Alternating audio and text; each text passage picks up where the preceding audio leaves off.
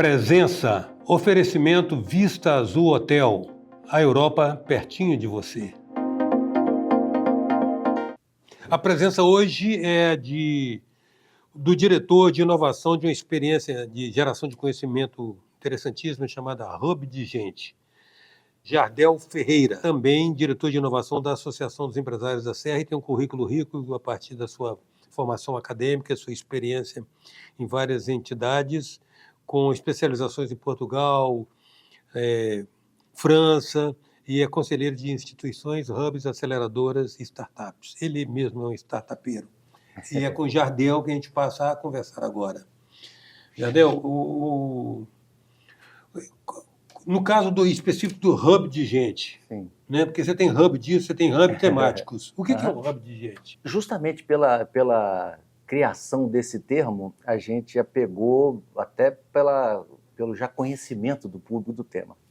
A gente quis criar um espaço onde gente fosse o tema central. Ainda que voltado para questões de aumento de produtividade, resultado, inovação, a gente percebe que, em última instância, gente é que faz a diferença.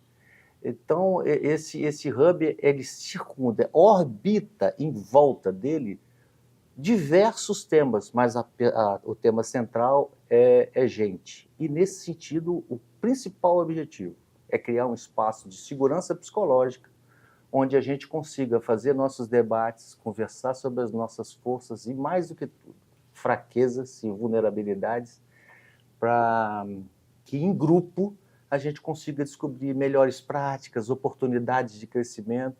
Foi com essa visão que as criadoras do Hub de Gente pensaram, e depois eu me aproximei delas pela ideia maravilhosa que é. É essencialmente uma troca de saberes, desarmada. Exatamente. Desarmada, sem medo de estar franqueando um dado que vulnerabilize você. E a minha experiência anterior, né, eu trabalhei muitos anos na ArcelorMittal, a gente ia a congressos onde a certeza, a precisão, a exuberância dos resultados eram o ponto focal. Você quase que vendia a marca através de temas e artigos técnicos muito fortes, inquestionavelmente robustos, mas que não deixava espaço para vulnerabilidade. A gente criou, e o mundo foi, então, criando espaço onde a figura do líder foi sendo perversamente dotada de demandas e competências que não cabem num homem só. Mas é isso. Mitificadas, né? Mitificadas. A gente estava conversando antes, né, que essa figura é um ser que vem do Olimpo de branco e de asas. Portanto, ele é inexistente. Mas quando você assume essa figura de liderança nas suas empresas, você tem dificuldade de ser frágil, porque o que se espera de você é essa força. O que o Hub de Gente faz é que na vulnerabilidade está a sua força. Se mostrar humano junto a seus funcionários está a sua força. Se preocupar com eles está a sua força. Ter um sistema de gestão robusto, onde a performance privilegia a saúde e as condições sob as quais todo o processo se dá, é o movimento privilegiado do Hub de Gente. Então, essa é a grande visão, o grande objetivo nosso. Me parece que tem dois atributos aí bem claros que emergem: ecossistema e conexões, né? Exatamente.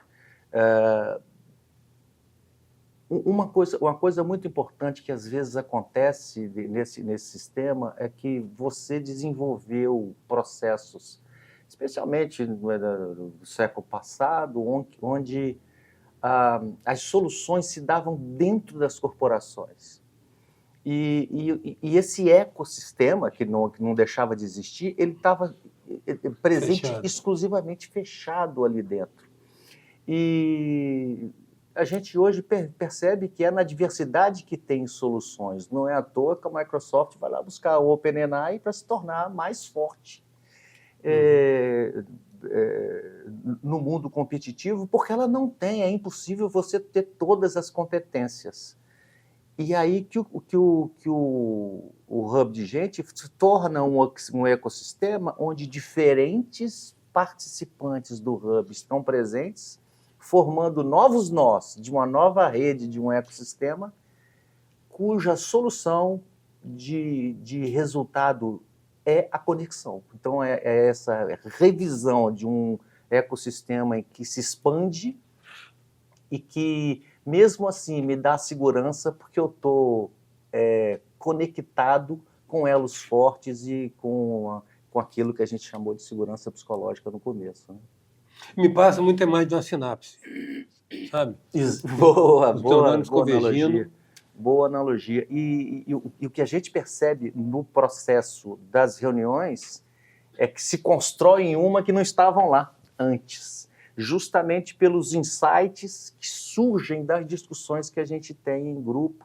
Pô, não tinha pensado nisso, ou eu estou resolvendo esse problema de tal e tal forma, e o outro apresenta e fala assim, cuidado com essa e essa característica que eu estou pensando, e você pensou naquilo? E essa terceira via é a sinapse inexistente até aquele momento. E isso é o rico do Hub de Gente. E é um hub virtual, né? Ele não tem um espaço físico. É outro aspecto interessante. E ele navega no acolhimento de seus mantenedores. E esse próprio espaço novo, a cada vez que você chega, já dá uma visão de mais humano, quando você estivesse chegando numa casa de visita de amigos e esse aspecto humaniza bem o Hub de Gente. Mas particularmente a virtualidade do Hub, eu acho uma experiência comportamental muito interessante. E sinaliza para o que tende a ser um comportamento cada vez mais predominante, né? Essa questão da virtualidade, né? Exato. E sem muito contextualizar ou trazer uma coisa de conteúdo acadêmico, Sim. Nós acabamos nos transformando num ambiente híbrido, porque boa parte dos movimentos acontecem em reuniões via computador, mas os grandes eventos são presenciais. Os eventos onde a gente está discutindo encontros mensais, onde a gente trabalha os temas que forem definidos como mais interessantes para aquele grupo, mas presencialmente. Isso acho que essa presença, essa conexão atômica desse contato, ele é importante. Mas a gente não invalida a possibilidade de você continuar tendo conexões via virtual. Não tem dúvida que a interação, digamos, de corpo presente, ela sempre vai ser sempre será rica, né? Uhum. Sempre será rica. Você, nesse tempo de existência do Hub, tem demandas ou agendas, uma agenda mais dominante, mais recorrente, mais predominante? Alguns temas são mais presentes, né? Tem talento e formação de talentos é um item que se repete. A retenção desses talentos, né? A gente às vezes é muito forte na capacidade de preparar a atração e não necessariamente reter. Saúde mental tem surgido como um tema muito relevante. A questão de gerações, conflito entre gerações, intergerações, né, pelo fato de hoje a gente estar convivendo com 3, 4 gerações que não era o que a gente vivia nas relações anteriores, né? E especialmente a chegada desse grupo 100% digital, que nasceu 100% digital, né? E tem práticas diferentes que a gente precisa aprender com eles. E o primeiro movimento é de resistência, né? É instintivo, né? É instintivo. Mas, e aí você vê uma rebeldia, mas quando a gente volta para a nossa era, era o amor livre, bicho, era droga, sexo e rock and roll. Paz e amor. Paz e amor, nós queríamos, lutávamos contra a ditadura. Então a gente era bastante rebelde, a gente dava muito trabalho também, né? Uhum. Então, esse acolhimento dessa nova geração, e como é que a gente vai conviver com eles, né? E afinal, vão ser eles que vão ser o nosso futuro. Então, esses talvez sejam os temas mais recorrentes. A gente faz 10 encontros por ano, e aí tem alguns que são temáticos do tipo assim, inovação. Daí gente dentro de inovação, né? Então tem alguns temas que não são exatamente temas de gestão de pessoa diretamente, mas a gente, quando lidar, nós vamos chegar e falar em inovação e dar uma palestra sobre IA e sobre como é que se faz os códigos. Então, lá é o tema, como é que isso vai ver na medida em que meu trabalho deixa de existir depois da manhã. E como é que eu preparo essa transição, e é de fato angustiante, tanto para o líder quanto para a pessoa que está trabalhando. Então, esse é o tema que a gente deve lidar. Aí, em setembro, o tema inovação vai estar presente num dos nossos encontros aí. O Jardel,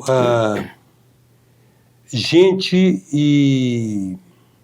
ou chamado fator humano, né? Já se quis um reposicionamento político do conceito, para parar de falar recurso humano lá atrás, vamos falar de gente, né? Sim. Seres humanos, não fator, recursos humanos. Gente não é recurso, isso é velho, né? Mas a verdade é que gente e o fator humano são os ativos intelectuais que efetivamente parecem serem os bens ou o patrimônio da corporação, né?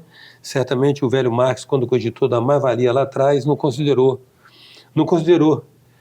que gente ia ser tão protagonista no processo produtivo. Né? E é verdade, hoje não há outra saída a não ser isso. O que não impede o conceito de processos, pessoas, continuam precisando estar dentro do ambiente de gestão. Então, gerir processos de recursos de gente é importante. Então, tem que ter um bom sistema de treinamento, um bom sistema de avaliação de desempenho, um bom sistema de feedback. Mas esse processo não é o foco do Hub de Gente. A gente acredita que tem muitas instituições que fazem isso até melhor do que a gente. Mas dentro desse processo, como tirar o máximo disso e eu, gestor, me apropriando dessas tecnologias de gestão em função da pessoa. E muitas das vezes ela é mais simples para o RH. Então ela tem que ser a melhor para a pessoa. E essas discussões, como é que a gente descomplica esse processo? Como muda esse valor corporativo, né? Exato, de tal forma que seja bom também, que seja simples para ser usado no RH, mas que a gente mude o foco de fato para as pessoas.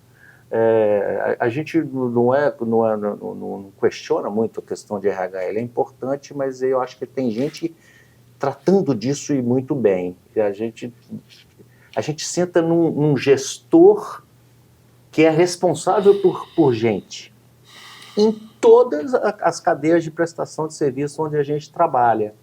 E nesse ambiente, como é que a gente pode instrumentalizar para que ele faça isso melhor. A presença hoje é do diretor de inovação do Hub de Gente, Jardel Ferreira. A gente volta já. Venha viver momentos inesquecíveis no Hotel Vista Azul, nas Montanhas Capixabas. Resort com piscina interna e externa, quadras de tênis, jacuzzi, suítes amplas e confortáveis, lounge com lareira e um mirante com vista para a Pedra Azul. Hotel Vista Azul, a Europa, pertinho de você. Voltamos com presença, um oferecimento do Vista Azul Hotel. Voltamos com a presença do diretor de inovação do Hub de Gente, Jardel Ferreira. Jardel, nós estamos falando a respeito de todo esse processo de assimilação dessas transições vertiginosas provocadas pelas mudanças no mundo do trabalho, mas parece que o advento da tecnologia da informação está colocando o fator trabalho no patamar que, historicamente, ele não havia alcançado. Porque a TI hoje está liberando muita mão de obra, isso assusta, isso é inquietante, mas, ao mesmo tempo, passa a requerer uma mão de obra também especializada e, consequentemente, menos disponível, né? Um dos chapéus, né, que eu tenho é de diretor de inovação também da ASES, né, da Associação dos Empresários da Serra. E é constante do empresariado a falta de mão de obra. E aí não é o mais efetivo, o mais presente mesmo é a mão de obra não qualificada ainda. Mas ela está praticamente todo mundo sentindo esse mesmo problema. E um outro patamar onde isso acontece bastante já é na demanda da pessoa especializada com alguma formação associada a esse universo de TI, que vai fazer marketing digital, que vai fazer apresentações, conexões, pequenas automações de processos, ou apoio às empresas que dão suporte à TI. Então, essa formação está muito evidente, né? Está muito evidente essa demanda, mas o que eu queria trazer é a consequência disso para o ambiente. Ele, então, é um ambiente em transição, porque eu tenho a possibilidade de aumentar a produtividade do meu sistema, com receio de que eu possa vir a ser um trabalhador desnecessário em algum momento, mas de uma atividade que precisa ser feita, mas quando eu olho aquilo com uma oportunidade de aprendizado, é dali mesmo que vai vir meu próximo emprego, né? Essa é a postura, inclusive, ideal, né? Essa é a postura que eu aqui dos meus 65 anos Algumas e cabelos décadas brancos, né? Eu acabei de fazer um MBA em gestão por IA na faculdade Exame para não perder o bonde.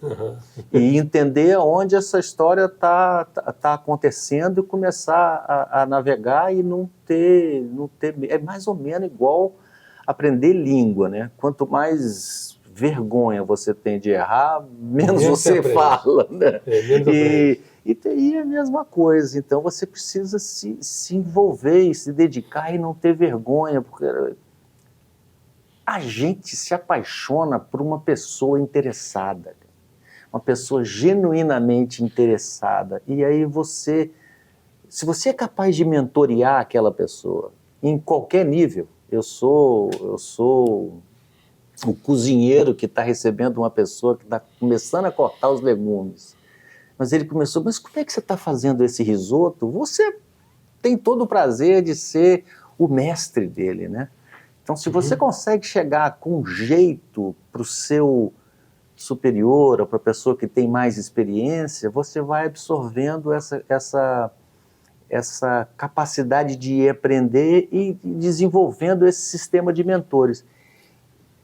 Isso está no coração do debate do Hub de Gente quando a gente fala de empregabilidade e relação com a inovação, né? Que é esse processo de discussão. E essa é a minha visão. Eventualmente, lá na reunião, alguém vai falar: ô Jardel, eu discordo, você não acha que deveria ter uma formação, que o RH deveria ser responsável por ter um mentor em todas... Eventualmente, para você ter certeza que todas as áreas seriam cobertas e que onde tem ambientes que não favoreçam essa figura, ou seja, eu não tenho coragem de perguntar para o meu supervisor, porque não existe um ambiente de segurança psicológica, talvez um sistema onde os recursos humanos formalize essa necessidade e ajude, né? Sim. Então, essa é a condição de riqueza que tem nas discussões, porque são fatos reais, temas reais, que nem todos temos a resposta, mas seguramente todos estamos vivendo a ansiedade de passar por ele da melhor forma possível. E nós que gostamos de aprender, né, Eustáquio? É muito rico estar nesse lugar. O interesse, a percepção do interesse e aprendizagem motiva a pessoa a querer ensinar, né? E vai fazendo a construção, é tipo uma construção colaborativa. Exatamente, e é essa sensação que eu tenho nos encontros do Hub de Gente, porque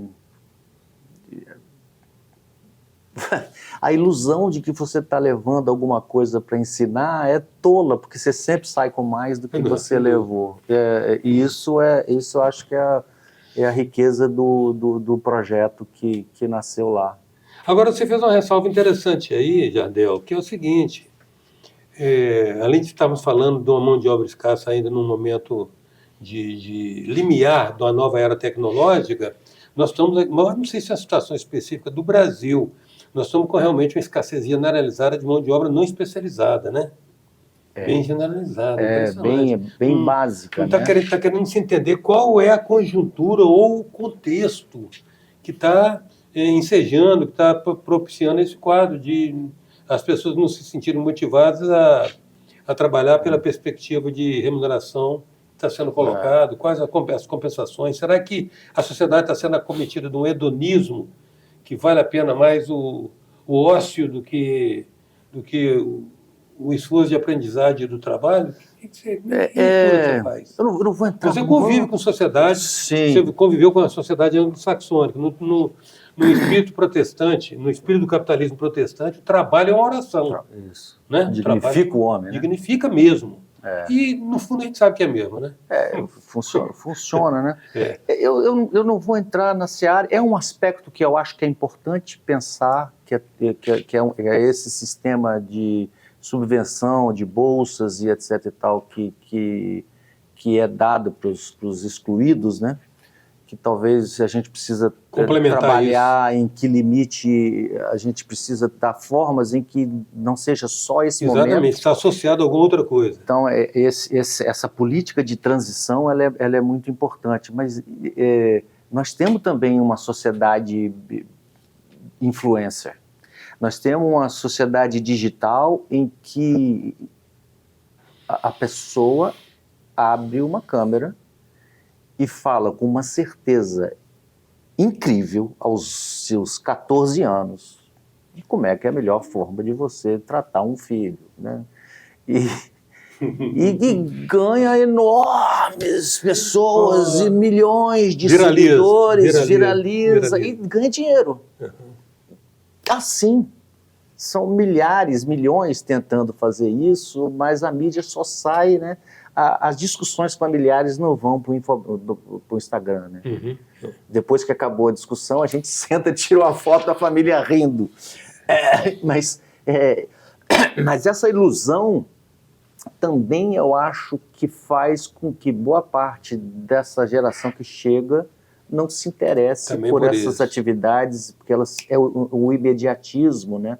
A visão de que eu cheguei aqui, mas os tombos que eu tomei, né? Ninguém vê, né? Então é bem complexo a condição de por que esse espaço está acontecendo. Agora tem muita gente estudando, e eu espero que a gente consiga tratar. Inclusive é um dos temas que a gente debate, e confesso aqui que é um debate ainda em aberto, a gente não tem muito claro o motivo disso não. Mas aí você está tocando outra coisa também, que é o status da coisa. Nós estamos vivendo uma disrupção da comunicação que não tem só... Anterior a ela, eu acho que foi Gutenberg. Sem brincadeira. Primiu, né? A disrupção que nós estamos vendo na comunicação é uma coisa assim que é até, de uma certa maneira, eu vejo algo de pretensioso querer traduzi-la agora, que nós estamos surfando uma tsunami que ainda não pocou. Entendeu? Surfando a tsunami, cara. Bela imagem. Entendeu? Você vê que na rede social agora é cheia de avatar, né? É cheia de avatar. Sim. Todo mundo é nobre, paciente, gentil, cavalheiro. Se possível, com um pouquinho de retoque bonito. Numa imagem descolada, às vezes, que aquela pessoa é humanamente no cotidiano. Né? Exato. Porque, na verdade, é um padrão, é um paradigma da rede social. Então, a questão das celebridades relâmpagos, né? Nada resta daquela mensagem de impacto. Eu me surpreendo às vezes com o número de milionários que estão monetizando pela internet, dos caras que estão ficando ricos ensinando as pessoas a ficarem ricas. É Se a isso. pessoa levar ele a sério, eu acho que até fica rico mesmo. Entendeu? Então, quer dizer, eu acho que a gente está precisando, assim, realmente fazer uma reflexão mais longa de entender o seguinte: nós estamos digerindo. Eu tive uma conversa uma vez com um chinês, que eu estava conversando com ele a respeito da Revolução Francesa. Aí eu perguntei para ele quanto que ele achava que aquilo tinha rebatido no pensamento ocidental. Ele falou assim: pô, isso só tem 300 anos, isso é muito recente para nós. Maravilhoso. É isso mesmo. Então, é um universo difícil, né, que a gente está vivendo, que é uma análise de um processo transiente, né? Uhum. Mas conversar sobre isso, eu acho que faz as coisas mais fáceis, né? Perceber que o outro está compartilhando essas angústias de você, Sim. diminui a de todos, né? Está no mesmo barco, né? E esse espaço, então, faz esse processo acontecer. Eu acredito que uma hora a gente tem a reação, né? De uma dinâmica de que, assim, desde que Zico foi,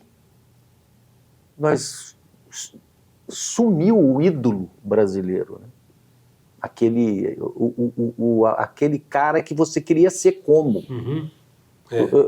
O literalmente carismático, né? Exato. Carismático. Se você for como o Neymar, você vai ser rico. Você não vai ser um bom jogador de futebol. Essa é a imagem que ele associa. Não vai ser um modelo, né? de comportamento. Um modelo de liderança, de comportamento, de postura. E é a sociedade que está criando esses ídolos que eu não quero ser como ele.